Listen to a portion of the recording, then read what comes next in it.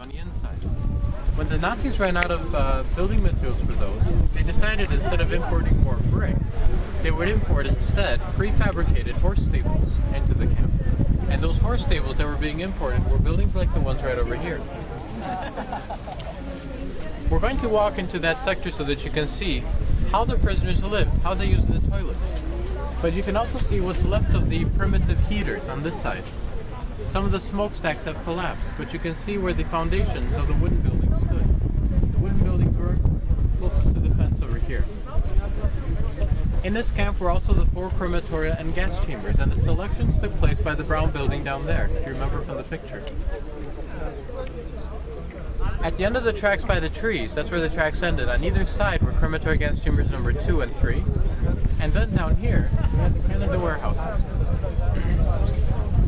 On the other side of the Canada warehouses on that side, that's where the crematory gas chambers number 4 and 5 were. Crematory number 1 was at Auschwitz I. This was the layout of the camp, and on this side, the buildings were all built out of wood. And these were built into different sectors, into long sections. Here, to make the long story short, from the history point of view, one side was supposed to be for men, the other was supposed to be for women. These are actually 2 sectors on this side. Both sectors were made into women's sectors over time. Around 20,000 women were housed in each sector, so around 40,000 people. You can see how wide it is, and all the way down to the trees down there. Were housed in those sectors, 2 proper showers for those 2 sectors. This is why women lived such a short amount of time, but another reason is women were also made to do the same kind of work that men had to do.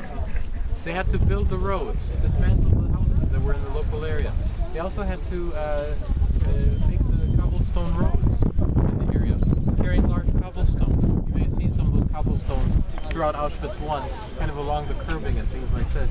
There were cobblestone roads where the entire road was like that, all the way through town here, even up to the 1960s and 70s, before they put asphalt on them.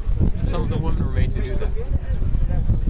Prisoners also worked in this area, building the camp constantly. It was constantly being expanded, but they also worked not only doing that, but Polish farmers were kicked off their land because they didn't have houses to live in. So large farms were kind of set up. There was poultry farms, fish farms in this area, and other things.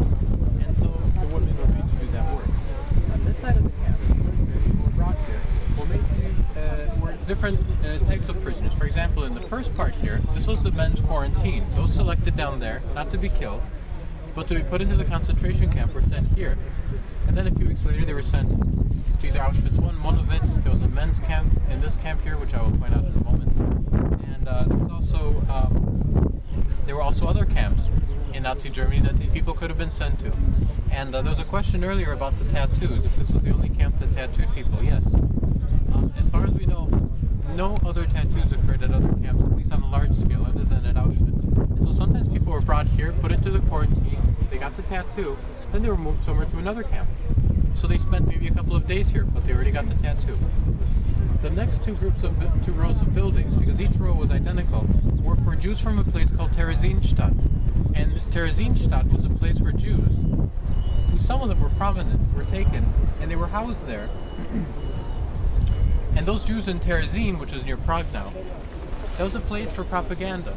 Journalists, the Red Cross were allowed to visit, and the place was kind of, I guess you would say, made to please.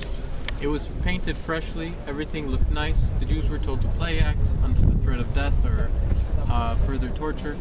And because they had been used as pawns in this game, they were kept separate from the other prisoners so they wouldn't talk about what happened at Terezin. Over time, they themselves were killed. The next 2 rows of buildings were for Jews who were from, or Jewish women who were from Hungary, who were to be sold to German industry. The next 2 rows of buildings down the line was the men's camp. The next 2 rows of buildings were the gypsy camp. And then finally at the very end, just before you got to the crematory gas chambers, that's where the camp infirmary or the hospital was. Many prisoners call the hospitals at these camps the waiting room for the crematorium.